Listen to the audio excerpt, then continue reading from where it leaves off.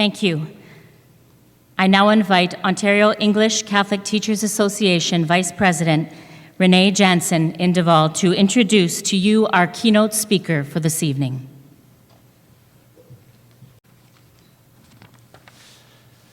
Good evening. It's my pleasure to introduce tonight's speaker, Dr. Brett Salkeld. Dr. Brett Salkeld is the Archdiocesan Theologian for the Roman Catholic Archdiocese of Regina.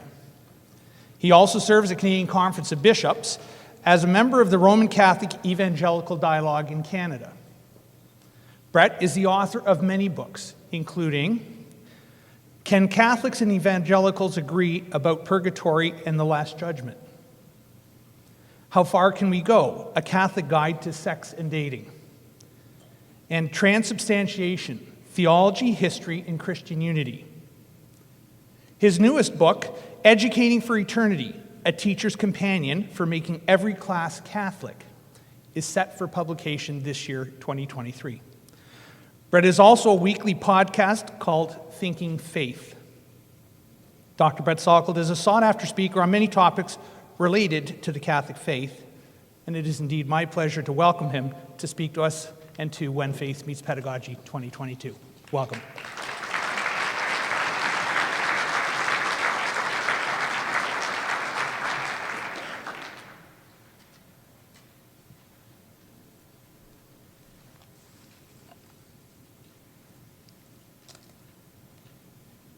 Make sure you're muted. Can you turn all your cameras on, please? It's incarnational. I forgot this. It's incarnational to be with you. Do you know this quote from Marshall McLuhan, "The medium is the message"? Most of us have heard that quote somewhere or other. What we might not have recognized is that Marshall McLuhan, in addition to being maybe the most important communications theorist of the 20th century, was a serious Catholic. And this line, which is his most famous line, applies, before it applies to anything else, to Jesus Christ. Marshall McLuhan learned about communications theory by paying attention to how God communicates with us. And in Christ, the medium is the message.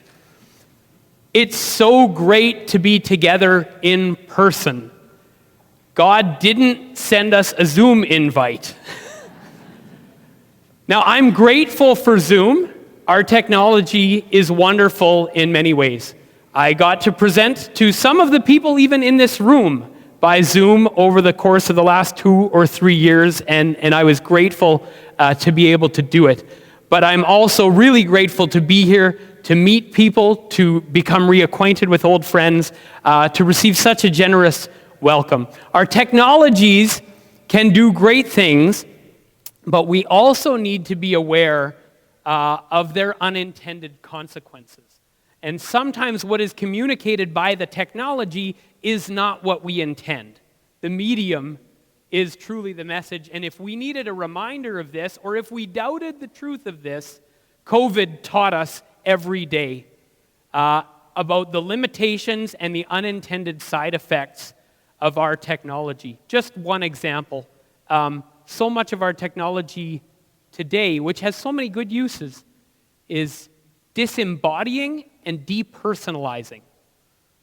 If you're anything like me, you know people, probably people in your own family, who, if you were to judge them solely by their Facebook feed, you would not let your children near them.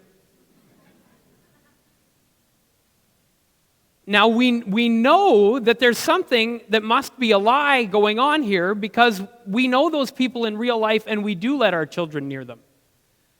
Which tells us that what we're learning about people from their Facebook feed isn't the whole deal. In fact, it's often very distorted. Facebook and other social media platforms teach us to identify people with their opinions. Their loudest opinions, their most annoying opinions, their least informed opinions. If we judge people based on that, we are going to miss the boat. We'll be out of a lot of good relationships with good people, right? Yes, we can all behave better on social media, but we can recognize that the medium itself does not contribute to the kind of community building. It can in some cases, but in general, it has led to fragmentation, even violence. So the medium is the message, and I'm delighted to be here with this medium to be able to present to you this week. Renee mentioned a book that's coming out, Educating for Eternity. I apologize. I wanted to bring boxes of them here. When I got the invitation to speak, I thought, what a great opportunity. I can bring boxes of books. The supply chain has hit everything, including book printing. And we realized in sort of late July that we weren't going to make it, and we weren't going to have books for you. I'm sorry. What we managed to do is get a discount code, and every single one of you in your black bag, McCarthy bag that you got, have a look in there. There should be a discount code for 30% off of the book if you're a participant at When Faith Meets Pedagogy. If you can't find one, find me tomorrow, and I'll get you your discount code. But what I'm going to talk about tonight and tomorrow morning is the theme of that book, which is making every class Catholic. And that's really the raison d'etre, as I understand it, of the Catholic Curriculum Corporation. How do we think about teaching not just religion class, but every subject area from a Catholic point of view? Tonight, I'll do a little bit of foundational work, some theoretical questions and some examples. Tomorrow, we'll do a bit of a sampler. We'll look at a handful of subject areas and pull examples from each of them to give our imaginations a picture of what it might look like to infuse that subject with our Catholic faith.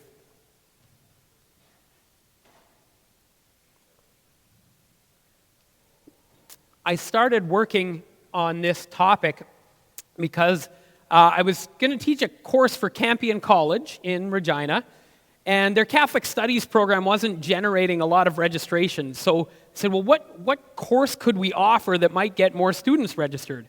And the president of Campion at the time said, well, there's students in the ed faculty who want to work in Catholic schools. We have no Catholic stream in Saskatchewan for training teachers, but at the Faculty of Ed at the U of R, there were some teachers or student teachers who wanted to work in Catholic schools. He said, what if we offered a course for them? Well, what would we put in such a course? So we went to the offices of Regina Catholic Schools and we asked them, and we said, if you were hiring people to teach in Catholic education and we could teach them one course, what would you want covered? What would you want your future potential hires to have studied? And they used words I had never heard before. They said three things: curriculum permeation,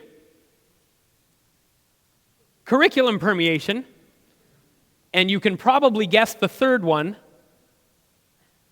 curriculum permeation. And I said, sorry, what? I had never heard these words before. They're kind of edu-speak, you know. If you're not a specialist in the area, you may not have heard them. Just a show of hands, so I have a sense. How many people have heard this language before? Is this common language in the room, curriculum permeation? Not super common, some hands and some nodding. So some of you were in the same position as I was. What is curriculum permeation? So I asked them, I said, what's curriculum permeation? And they said, it's teaching every class, every subject area from a Catholic point of view. And I thought, that sounds like a great idea. I'd love to teach a course on that. Now, I didn't know anything about it, so I had to learn as I went. The language itself isn't the most important thing. It can get called a lot of different things. There are groups in the States now that call it Catholic academic integration. Sometimes you'll just hear the language of infuse, right? Infuse your classroom with your Catholic faith. So I'm not committed to the terms necessarily, but this is the basic idea. So I walked into class the first day, And I gave my students a writing assignment. And it's one of those assignments where it's you figure out what you think about something by hearing a question that you've probably never heard before and being forced to answer that question. So I said, get out a pen and paper and write for 10 minutes on this question. What are people for? Now, if you're like me, no one's ever asked you that question before. Or not quite in those terms anyways. And it's one of those questions that you might think is obvious, like that's such a basic thing that I should have considered it at some point. And I haven't. And I don't know is there a right answer? Am I gonna get this right or wrong? So let's figure out what we think by answering this question. So I got them to write for 10 minutes. Now, why did I ask them this question? Because every education presumes that people are for something. The government is very interested in education because the government wants to produce responsible citizens. And the government wants to produce people who can participate in and grow the economy, right? So an education might be to produce responsible citizens and, people who can work, right? And build economic growth, right? Well, those things aren't false. Those are legitimate goals of education, of course. But are they the final goals of education? Do they answer the question what people are for in a satisfactory way? From a Catholic point of view, we might want to say that, well, it's good for people to have marketable skills and get good jobs and be responsible citizens. Those are all good things, and we're happy to contribute to the common good in that way. We would say, but that's not really what people are for in the end. We might have different ways of articulating this. I think St. Augustine has one of the best ways in our whole tradition of articulating what people are for. St. Augustine says in his Confessions, "You have made us for yourself, O God, and our hearts are restless until they rest." Oh, that's a typo. Until the rest in you. No, until they rest in you. The short answer to the question, what are people for, is that people are for God. God made us for himself. And anything else, including good jobs and citizenship, as good as they may be in themselves, are not going to satisfy us. And so a Catholic education will be oriented by what we think people are for. And if Augustine is right, that we are made for God, then that basic framework is going to inform the way we approach not just religion class, but in fact every single subject. Here's a document from the Catholic Congregation for Education. It's called The Catholic School on the Threshold of the Third Millennium. This is the closest I've found in official church teaching to an endorsement of curriculum permeation. It says, "The endeavor to interweave reason and faith, which has become the heart of individual subjects, makes for unity, articulation, and coordination, bringing forth within what is learnt in school a Christian vision of the world, of life, of culture, and of history." Now that's maybe too much text in one block, so I pulled out what I think are the most important little sections of it for us.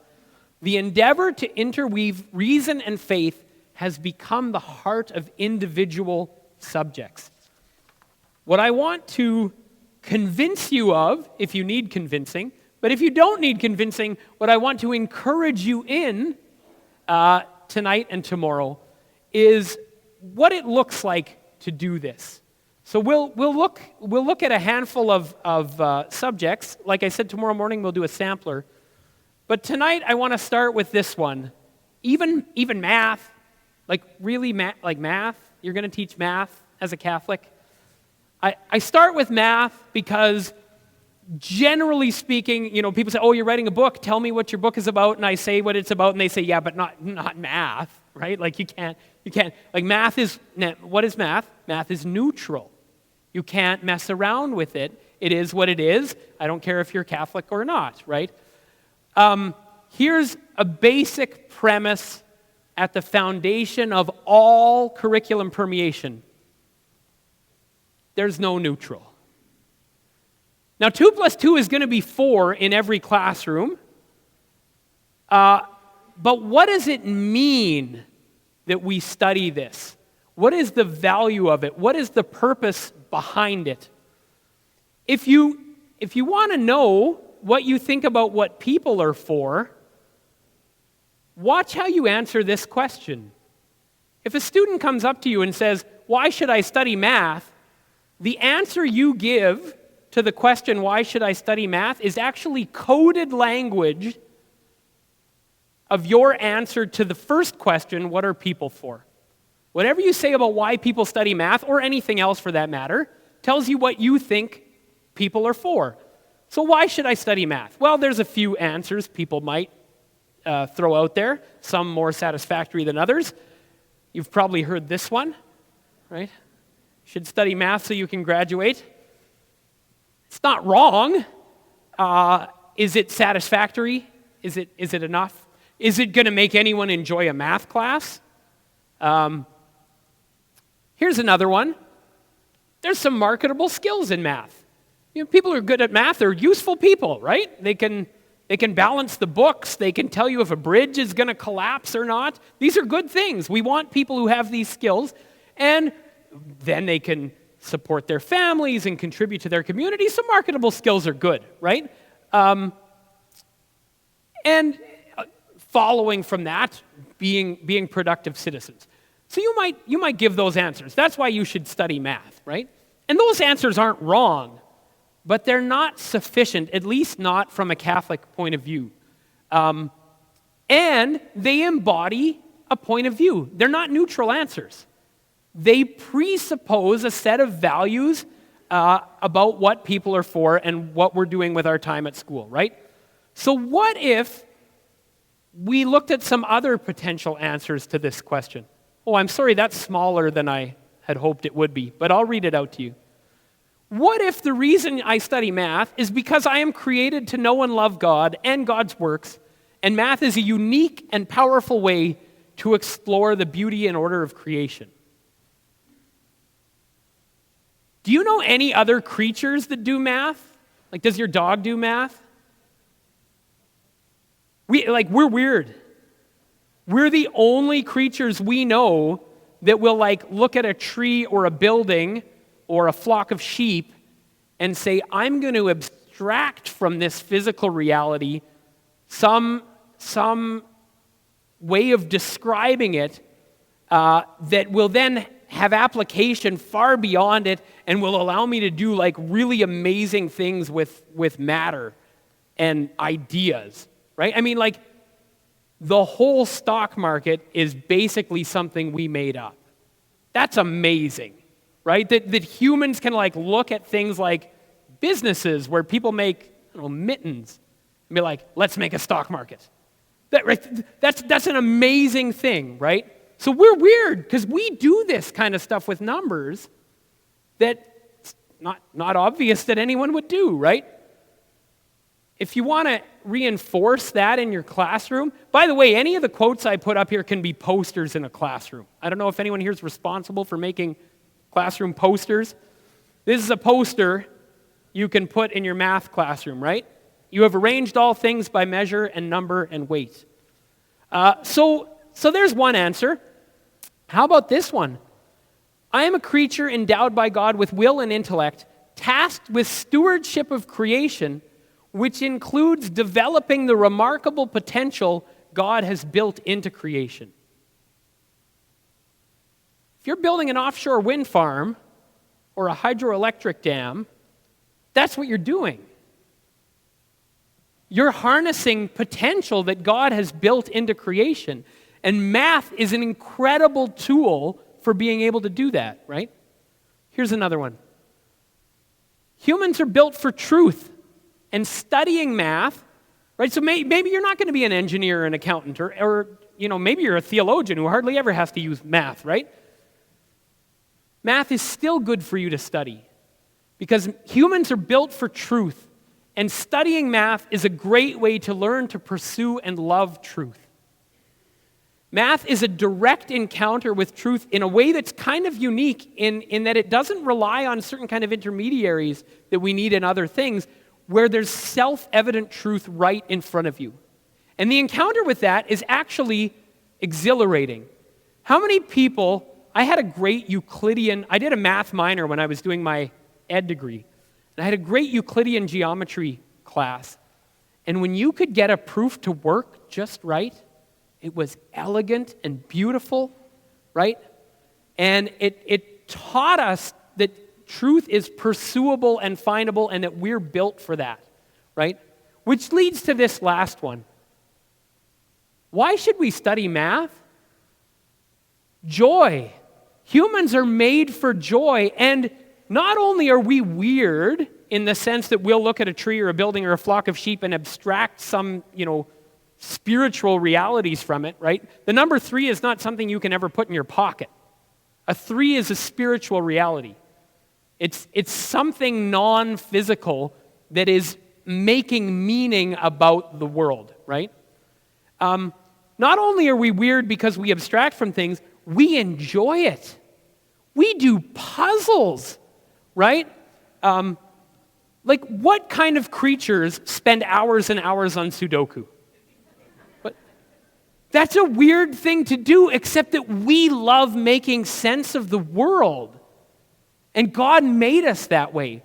And in a Catholic math class, the language of joy and wonder at the fact that the fact that math works at all is actually a kind of a miracle. There's actually a big debate in philosophy about what this means that math works. Did we make it up, or did we discover it? Now, I think the Catholic position is it's built into the fabric of reality and we discover it. But it's a big debate because it's just odd. It's odd that the world works that well and that we can abstract from it something like math to do the kinds of things we do with math, right? So I've given you 2 different kinds of answers to the question, why study math? The questions on the test have the same answers in either classroom, right? But what math means in the lives of people is different, depending on the answers you give. So I hope, I'm not going to do this for every subject, I hope that if I've convinced you that you can teach math from a Catholic point of view, then you can teach any subject from a Catholic point of view. There is no neutral.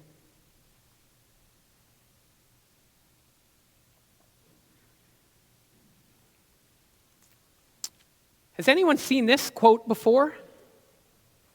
David Foster Wallace is an important postmodern novelist, tried to enter the Catholic Church twice and never quite made it, but a really fascinating thinker. He gave a talk at Kenyon College that actually kind of went viral. If anyone has ever seen the YouTube video called This Is Water, that's actually an excerpt from his talk. I recommend actually watching the whole talk because there's a lot of really neat Catholic kind of stuff that didn't make the edited version. But this is one of the great quotes from that talk. David Foster Wallace says, "There is no such thing as not worshiping. Everybody worships. The only choice we get is what to worship." Now, if we want to understand this quote, we need to know what he means by worship. Worship in English is derived from the word worth. And to worship something means to grant it worth. And in particular, if you say you only worship one thing, that means to give that thing the highest worth. Whatever, and here's how you can tell which thing it is that you've put at the top of your list. When push comes to shove, and you have to sacrifice one good for another, what's at the top of the list? That's what you worship. It might be a very good thing. Things like family and health and jobs are good things, but if they are at the top of your list, there's going to be chaos that follows from that. The Catholic tradition has always insisted that the one way to keep all the subordinate goods in order and have a well-ordered life is to worship God at the top, because God is not in competition with the other things in the way they're in competition with one another. But God is the context for everything. And so we can worship God, or we can worship something else. But whatever we're worshiping is going to make demands on us. Health is a great good, but health is a terrible God. It will ask for everything, and you'll get sick and die anyways. Nobody gets out of this one, right?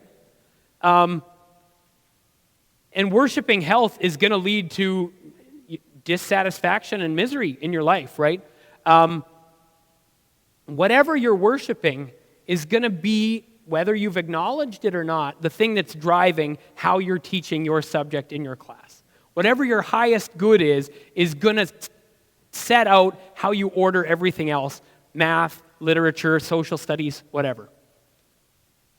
All right, so if the first principle I wanted to introduce of Catholic curriculum permeation is that there's no neutral, the second thing I want to do is address the first question I often get from teachers when this topic is introduced. Teachers have enough to do. You're coming here to give me another thing on my list? I already have all these things to do. Now, I shouldn't deny that if I'm going to ask you to read a book, that I'm giving you some work, right? So there is some work if you want to get good at this. But here's what I think is important to understand about this. You're not really being asked to do one more thing. You're being asked to recognize you're already teaching from some point of view or other. Let's take stock of that. Let's do an assessment. How would I answer the question, why study my subject area?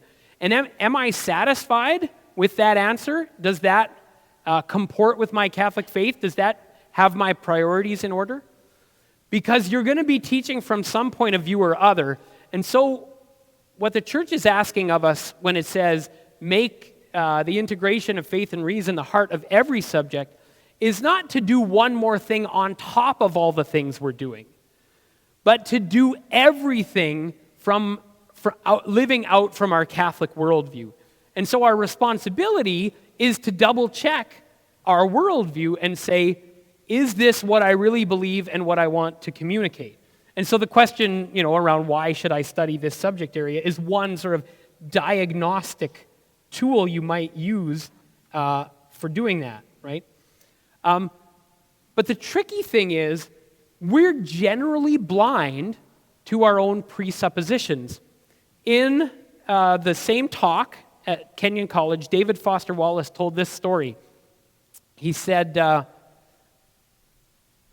there's two young fish swimming along. Maybe some of you have heard this. Two young fish are swimming along, and an older fish swims up beside them, and he says, "Hey, boys, how's the water?"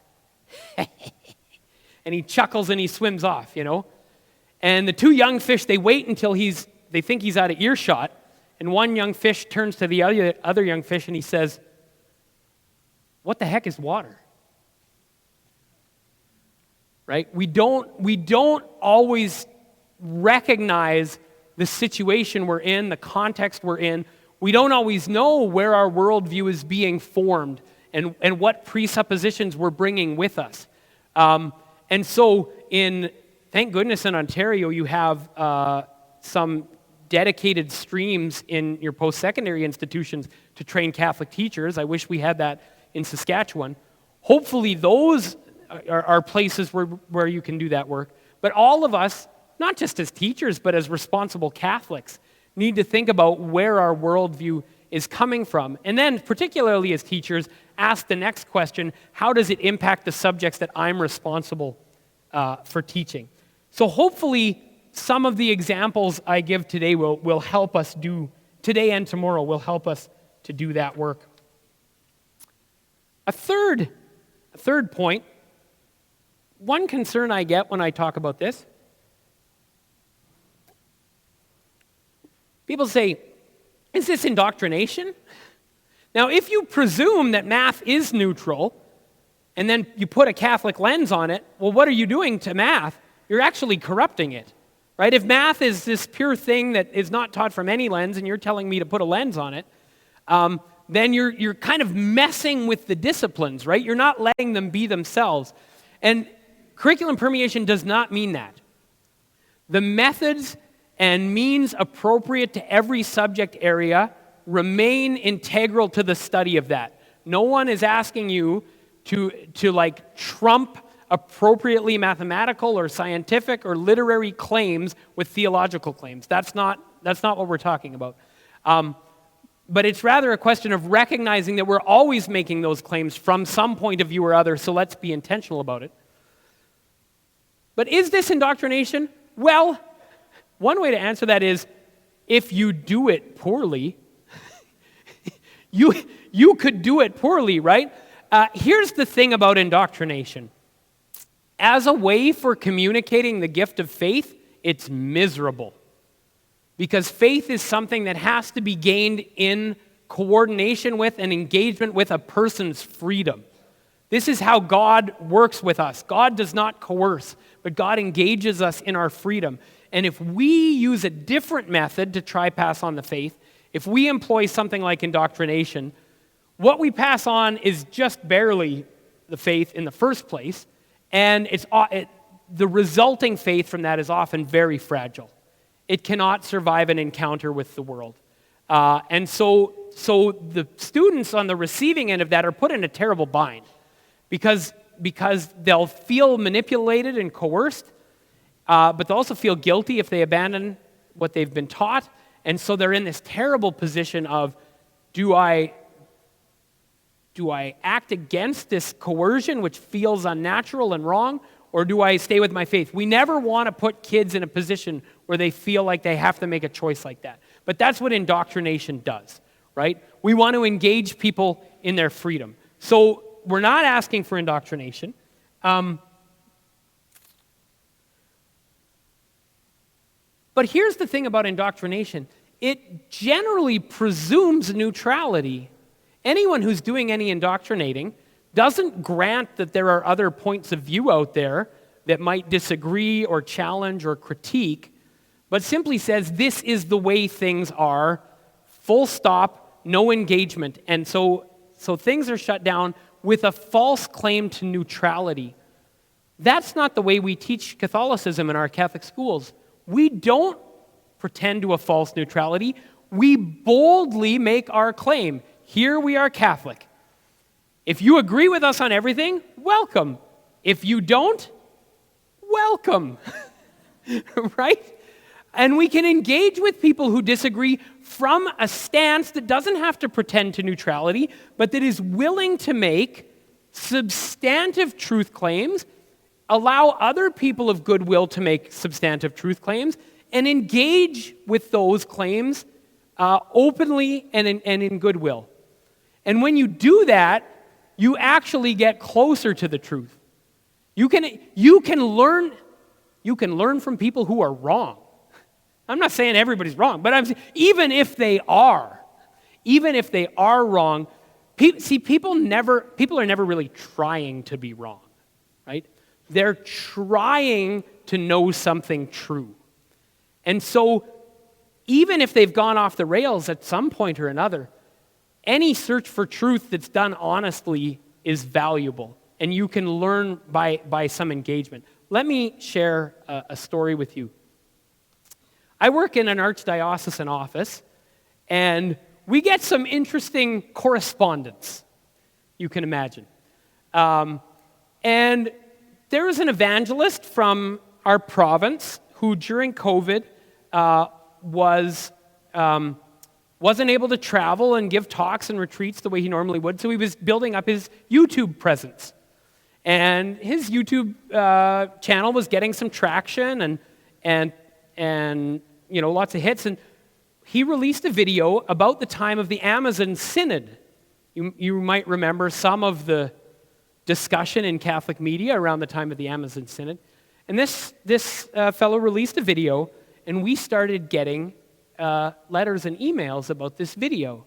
And we got two very different kinds of letters. The first kind said, Have you seen this video? It's great. Finally, someone is willing to tell the truth. Please, please, please share this video on all your diocesan social media and whatever. Please promote this everywhere. This is finally what we need to hear. Thank God for this speaker. That's the first kind of letter. The second kind of letter was, have you guys seen this? What are you going to do about it? Is anyone going to shut this guy down? Is the bishop going to stand up and tell him he's not allowed to say these things anymore? Whew. These are tricky things to respond to, right? I won't do the whole story of how the diocese dealt with it, but what I will tell you is I run our diaconate formation program, and one of the things I do in that program is I try to stay abreast of current events in the life of the church and use them as learning opportunities. So I went into the classroom on one of our diaconate formation weekends, and I showed this video to my group of prospective deacons. And I knew that some of them would agree with the first letter writers, and others of them would agree with the second letter writers. And I showed them the video, and you could watch the body language in the room. At certain claims made in the video, people were openly sort of snorting and scoffing or sort of, tittering. Other people, while their classmates were snorting and scoffing, were hunching over and getting quiet and nervous in their seats, right? And there was a real tension building right in the room that mirrored the tension that was coming in the letters that we were getting at the diocese, right? And so the video finished, and everybody's nervous. Like, who's going to say what, and how are we going to get out of here and all still be friends, right? This is tough.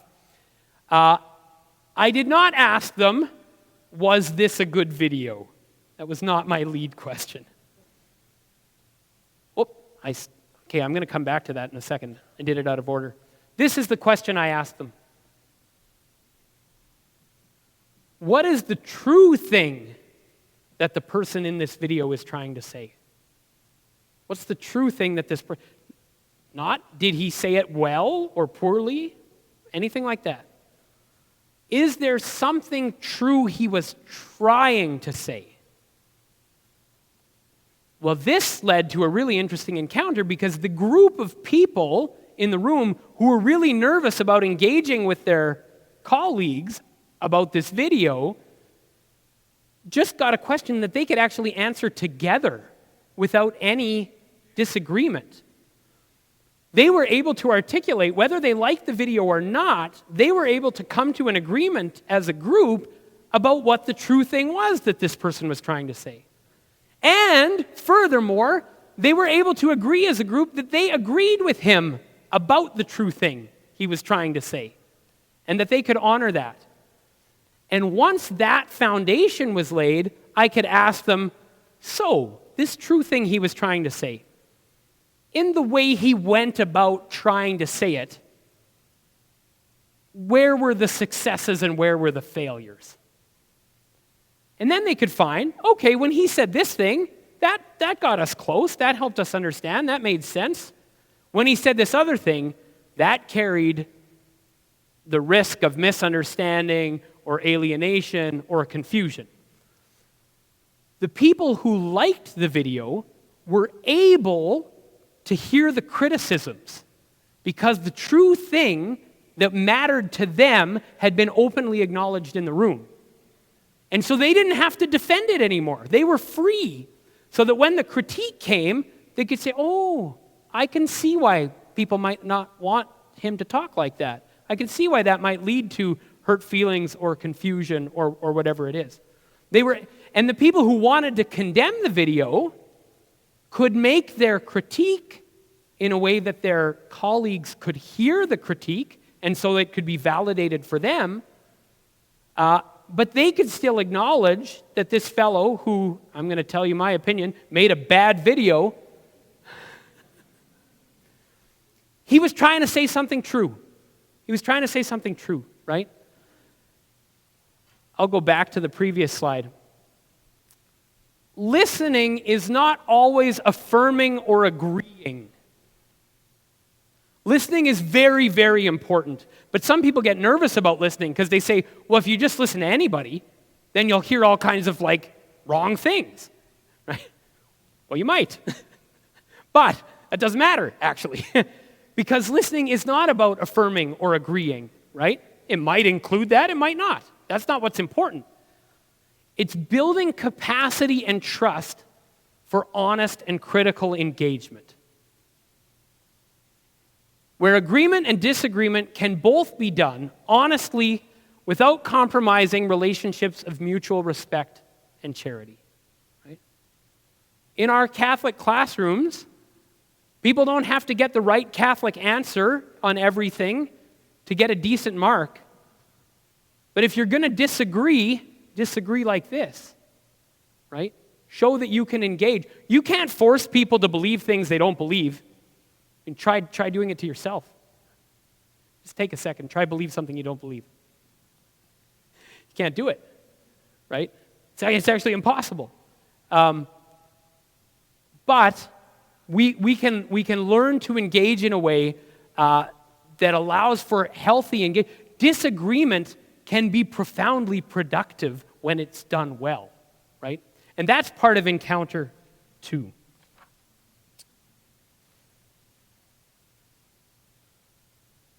All right.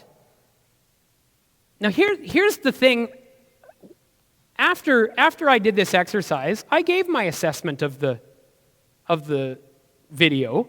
I said, he got this aspect of Catholic teaching wrong.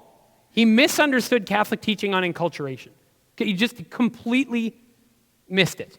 And I taught the deacons under my care, to the best of my ability, the correct Catholic teaching on enculturation, right? I was willing to make substantive claims that I was presenting as true. That is not the opposite of dialogue and encounter. In fact, it's a foundation for dialogue and encounter. You need to be able to know the people you're engaging with are able to be free to bring their whole selves and make the kinds of claims about the things that they think are true, or you can't really dialogue. You can kind of coexist, but that's not the same thing as encounter, right? So we don't need to be nervous that teaching from a Catholic point of view and making substantive claims is somehow the opposite of dialogue. Done well, it's the prerequisite for dialogue.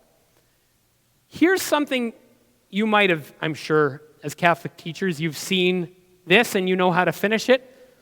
Can you finish this? I'll start it, you finish it. Don't teach students what to think, teach them. All right. Of course, there's a truth here, right? We're trying to speak in this. Oh, my cord's caught a little. We're trying to. No. It's going to have to be good enough. All right. We're trying to say something against indoctrination. We certainly don't want to teach people what to think without teaching them how to think. That's not an education, right? But let's attend a little more closely to what this statement is doing. It's telling you what to think. You should think that you shouldn't teach people what to think.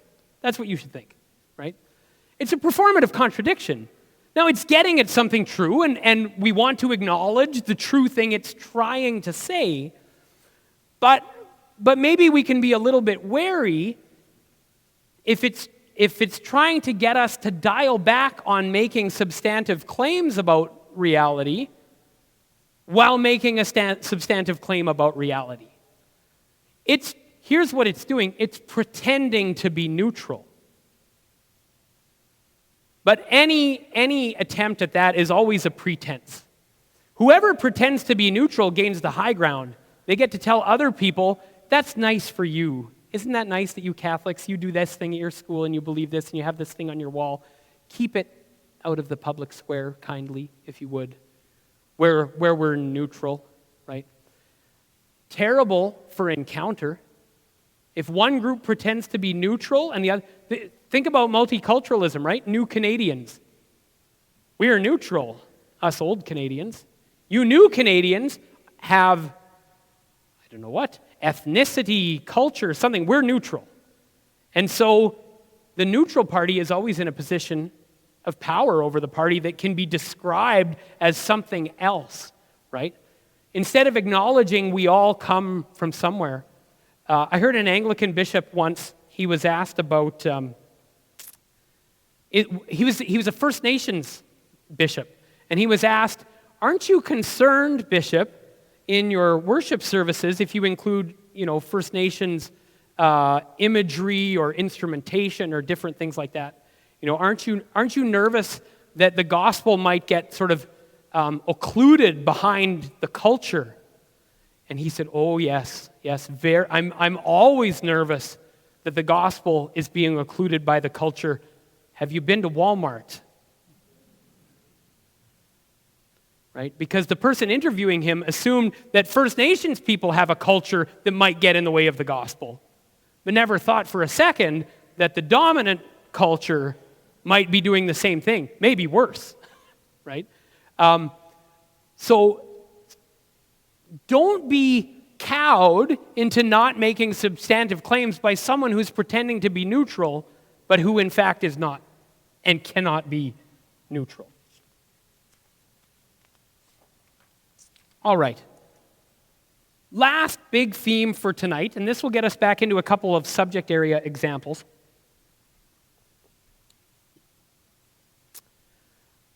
An important thing to consider when we want to infuse our Catholic subject area, any of the subject areas in our Catholic schools with our Catholic faith, is the difference between content and context. So we started with math, where there's not much you can do for content. You could take the rose window from Notre Dame and do an exploration of geometry using, church architecture. See, you could find examples, but the point is, the math of that would be the same whether that was a religious piece of architecture or not, right? So the content of math is not, you're not really able to introduce Catholic content. So what you're left with, what we described earlier, was really thinking about math from within a Catholic context. Something like literature and language arts works a little differently, right? Because it's pretty easy, actually, in literature and language arts to get Catholic content. You can get a short story by Flannery O'Connor, you can read poetry by Gerard Manley Hopkins. I went to public school and we read The Hobbit, which is one of the great Catholic novels of the 20th century. Now, no one in public school knew that. We weren't told, now we're reading one of the great Catholic novels of the 20th century. I found that out later, right? But there's no shortage of Catholic content that we could add to something like literature and language arts. And, whoops, I'm a PowerPoint rookie. There's no shortage of things we could add in terms of content. But the deeper question but that's not curriculum permeation. Like I said, you could study Catholic content in a secular institution, and you do, because Catholics have produced some really great work, and they deserve to be studied at secular universities and in public high schools. But the question for us teaching it in a Catholic high school, and we should include those authors and others that I could mention, is what is a Catholic attitude towards language and literature in general? Not just towards Catholic novels, towards any novels. What's a Catholic attitude towards language and literature? If you want to make a poster in your English class, in the beginning was the Word. No one has thought about words as much as the Catholic tradition. We're obsessed with words. God gave us a Bible. And how does God create at the beginning of Genesis? By speaking. God creates by speaking. Words are super important. What do words do? Theologians have suggested that if you want to look for evidence of a human soul, right? So you're thinking evolutionary history. We've got these pre-human primates, but at what point do we decide that they're human and they've been given rational souls? Well, you can't find archaeological evidence of a rational soul. It's an immaterial thing, you can't find it. Theologians have suggested that if you find evidence of language, you found evidence of a rational soul. Not just any language. Killer whales have pretty sophisticated ways of communicating and can pull off a hunt that the videos on YouTube are incredible, what killer whales can do. And they use a certain kind of language to do it, but not language in the same sense that we do. Killer whales, as far as we know, don't use language to think about language. They can coordinate a hunt, but no one's giving a talk at Killer Whale WFMP right now about language and literature, right? What does language do? It makes the immaterial material. It takes something spiritual, like an idea or a feeling, and incarnates it, maybe through ink on a page or through reverberating sound waves through the air to your inner ear, right? Words are always becoming flesh. They take the spiritual. So math is almost the reverse, right? Math, you say, look at the physical thing and abstract to the spiritual thing. Language says, let's take the spiritual thing and make it real in the world. And this is the doctrine of the incarnation. And so we've thought about language a lot, that God creates using language is not accidental. It's a very deliberate theological choice made by the authors of Genesis or whoever told the stories that they were writing down. The final form of Genesis took place in Babylon when the Jews were in captivity. And there was a different creation story in Babylon where Marduk, the great warrior king, god of Babylon, slew the great sea dragon and made humans out of her entrails to be slaves to the gods, right? So Marduk created with a sword. That was the most powerful thing in Babylon, was the sword. And the Jews who lived under the boot of Babylon said, no, we know something more powerful than the sword. The word is more powerful than the sword. Now, I don't know if you've met any Babylonians lately, but most of us know some Jews, right? Who won that one? The word outlasted the sword, right? This insight, here's a poster you could put on your wall. The insight was that words create worlds. That's the insight underneath the Genesis choice to have God creating by speaking. And think about your own life and how much it's been impacted by words. And how, we say sticks and stones and break my bones, and words will never hurt me. That's nonsense. Nothing hurts you more than words. I'm serious. I've had people say things that I can't sleep for days. They hurt, but they can also heal. Words can heal, right? I'll just share with you one little story about words from my own life. My son Toby, so my kids are great when it's Father's Day or a birthday or something. They all make me cards. And they're lovely, but most of what they write in the cards I forget within a day or so, right? I love you, Dad. Well, that's lovely. I like to hear I love you, Dad. But I've heard it often enough that it doesn't stick as like, I can't believe she wrote me a card that said she loved me, right? But my son Toby is probably about 12 years old. I don't know if it was my birthday or Father's Day, but I remember 4 words. 4 words he put in that card. Not, I love you, Dad. That would be a lovely 4 words, but I would have forgotten them by now. Toby wrote in that card, you give me confidence.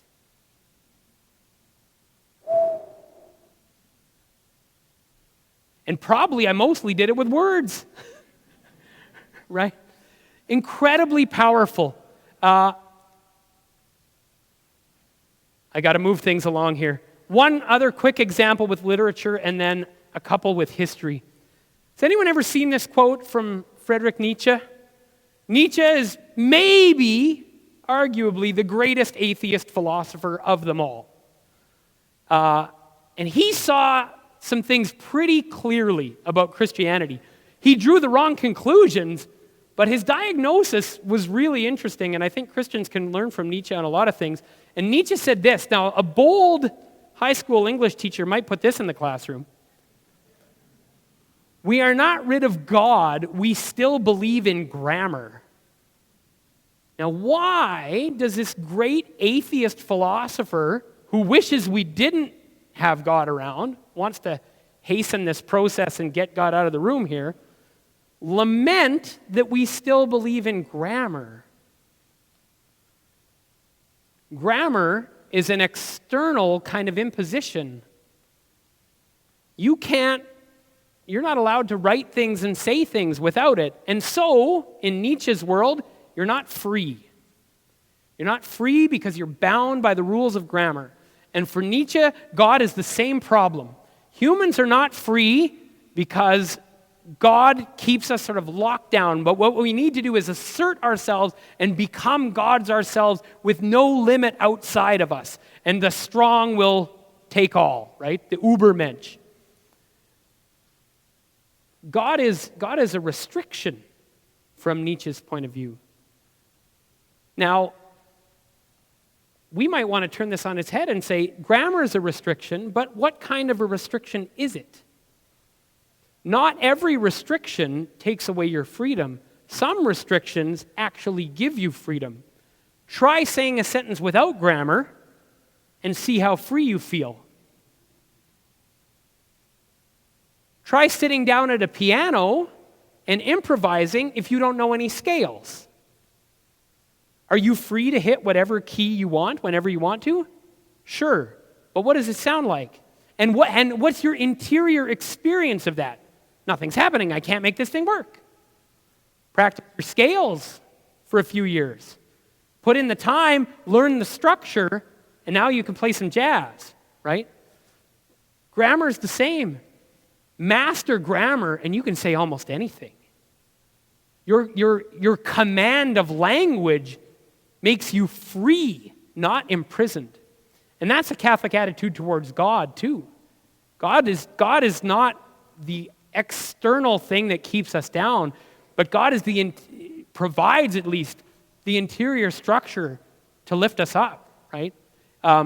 Grace is not an imposition that keeps you down, but it's what makes you free, right? Okay, quick history will be my last one. Two quick things on history. Let me remind us, though, the question is not, is there Catholic content? Sure, there's Catholic content. In a public school, I studied the Reformation and I studied the Crusades. Now, not everything I was taught about those things turned out being accurate.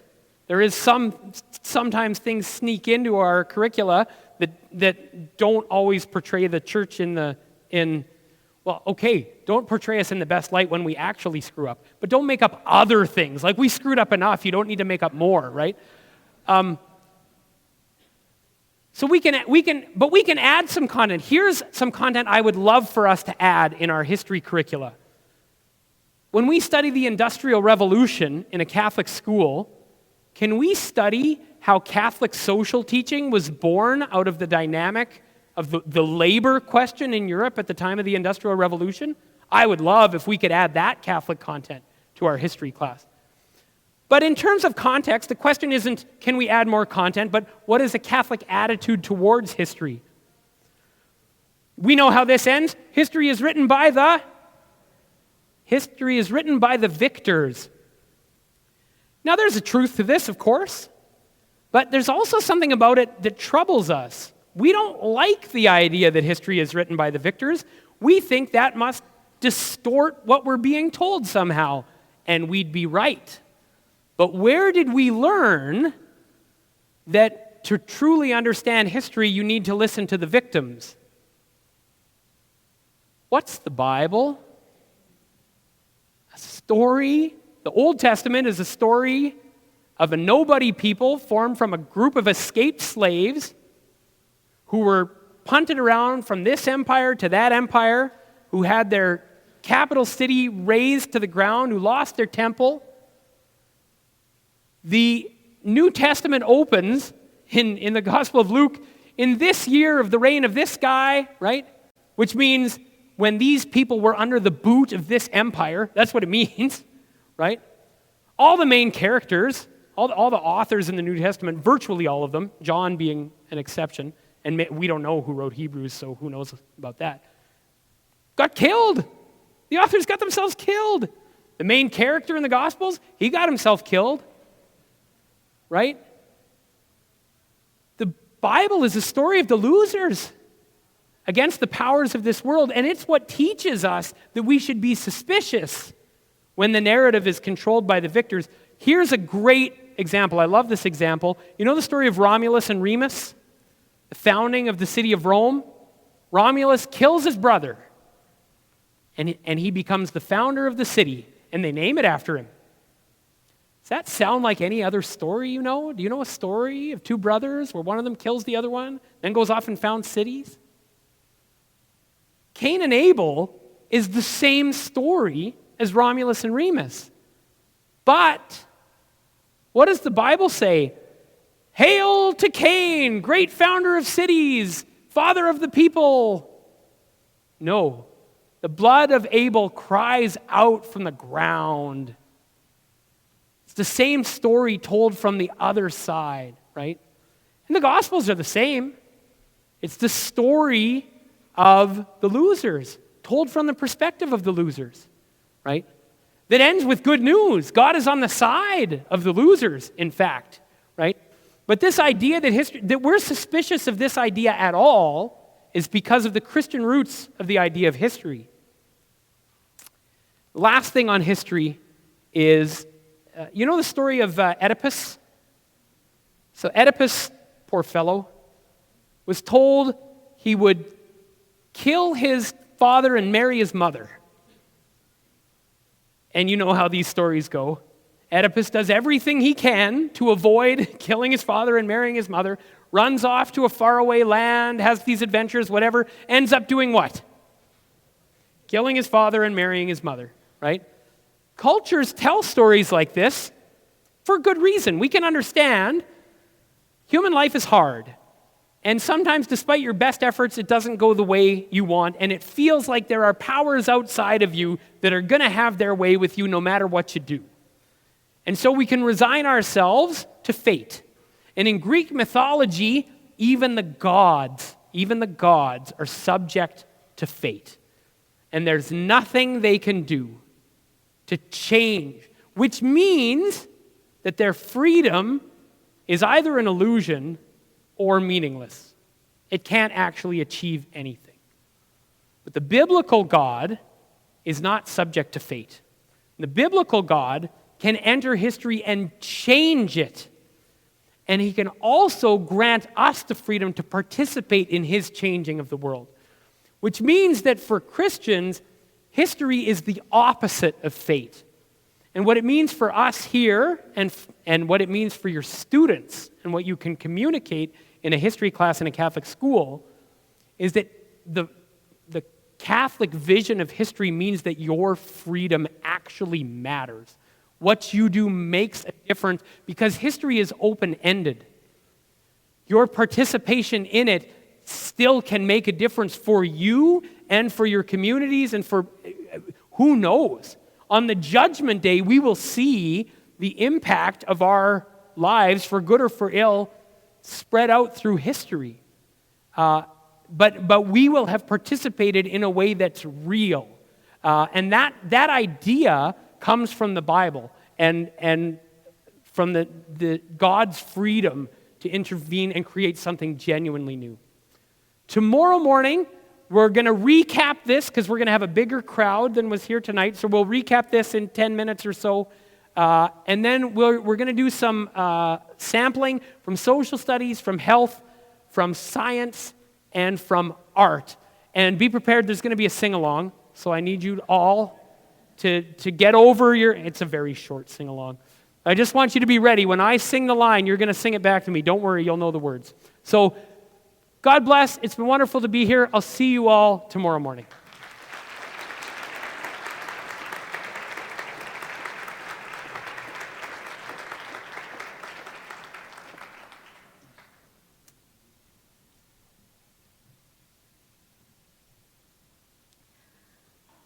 invite Catholic Principal Council of Ontario President Sandra Donoghue to come forward to give thanks to Dr. Brett Salkeld.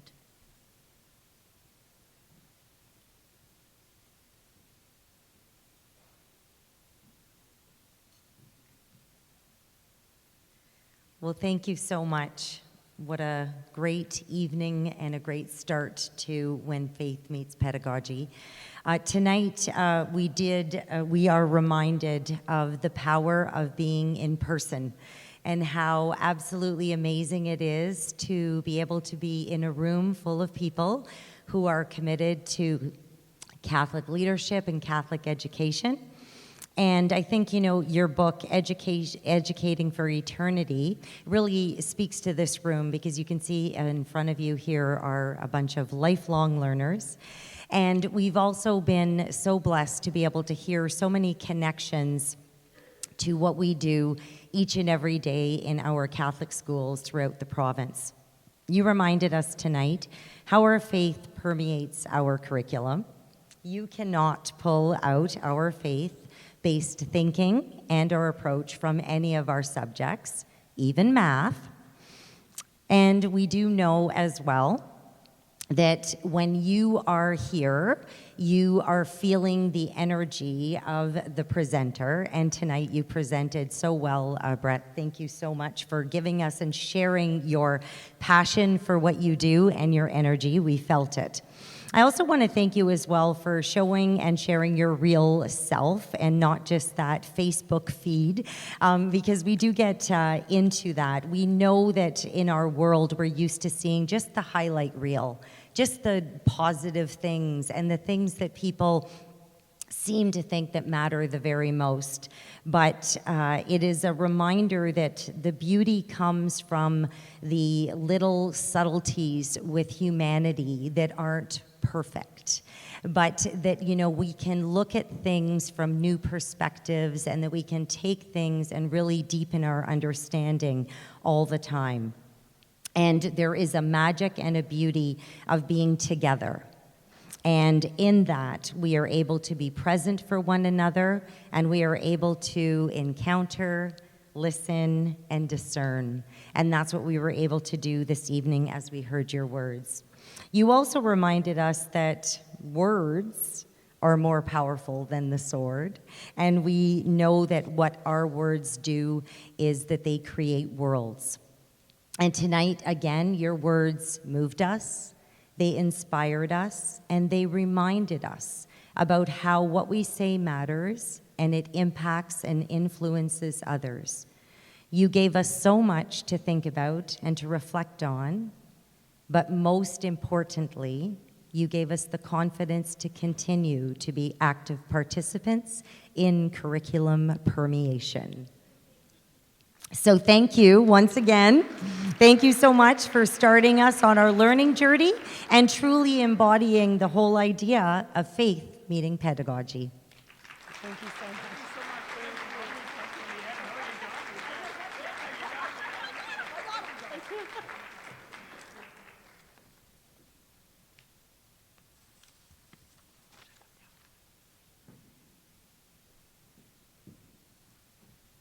Thanks to all of you for being here this evening. What an amazing start to our conference. We welcome you to join us for our WFMP social just outside the ballroom doors. And please join us for the amazing talents as well of the members of our WFMP choir and musicians. We look forward to spending the day with you tomorrow, and we'll see you in the morning. Thank you.